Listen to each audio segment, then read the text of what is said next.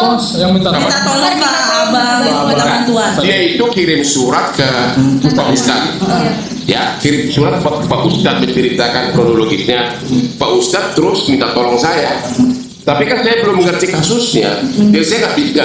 Saya hanya posting, tapi mengerti. Saya belum bisa berbuat apa-apa karena saya nggak ngerti kasusnya. Iya. Itu aja. Jadi si Pak Ustadz minta tolong saya agar bersuara.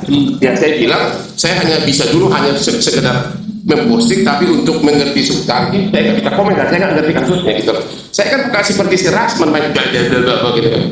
Ya. Tapi kan kasusnya soal ini, Bang. Saya nggak ngerti kasusnya, don't ask me. Kan misalkan Bang. Gua nggak ngerti kasusnya. Apapun gua nggak ngerti kasusnya, gua nggak mau ngomong. Tapi kalau kayak gini dari Ya, gua nggak ngerti kasusnya, apakah ada dasarnya, apakah saya nggak tahu. Jadi don't ask me. dasarnya kan diduga mengedarkan. Saya nggak ngerti kasusnya, dia jangan tanya gua gimana sih. Bang, tapi Hotman 911 akan membuka peluang untuk membantu. Saya belum tahu karena saya belum tahu, makanya saya belum mengerti kasus, makanya saya nggak bisa komen. Apalagi ini kan narkoba.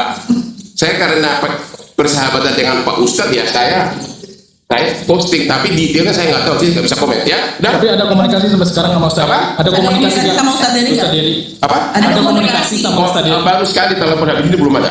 Apa itu jawaban Abang? Ya saya bilang saya hanya posting, saya pelajari dulu, oke? Berarti belum. Yuk ngerti nggak bahasa Indonesia? Jadi belum tahu ke depannya seperti apa ya. Ya udah ngerti saya tinggal no comment, oke? Ya udah.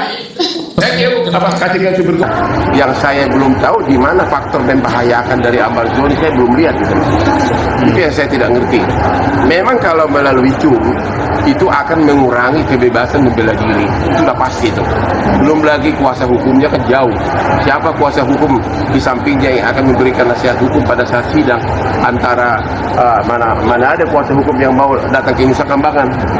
Itu memang Zoom itu sangat mempersempit ruang gerak dari si terdakwa. Bang, tapi kan posisinya lagi di Nusa Kambangan, dia punya hak nggak sih Bang buat bisa dihadirkan langsung di persidangan? Dia Bang? punya hak, tapi hakim berwenang. Makanya saya bilang kalau ada alasan yang dapat dibenarkan itu benar. Makanya saya bilang apakah memang Amar Zoni itu membahayakan? Anda nilai sendiri. Kalau saya melihat sih tidak membahayakan, dia bukan teroris, dia bukan penembak ulung, dan kalau memang alasannya untuk mengedarkan narkoba, ya dikerengkeng aja di Jakarta waktu sidang. Ya kan? Digembok setiap 24 jam. Yang jelas bahwa sidang melalui Zoom itu sangat mengurangi, sangat merugikan terdakwa karena dia tidak bebas untuk mendapat pembelaan, kuasa hukumnya pun tidak bebas komunikasi, dan bisa-bisa pada dalam sidang tiba-tiba gangguan itu loh, gangguan sinyal itu paling sering itu, ya.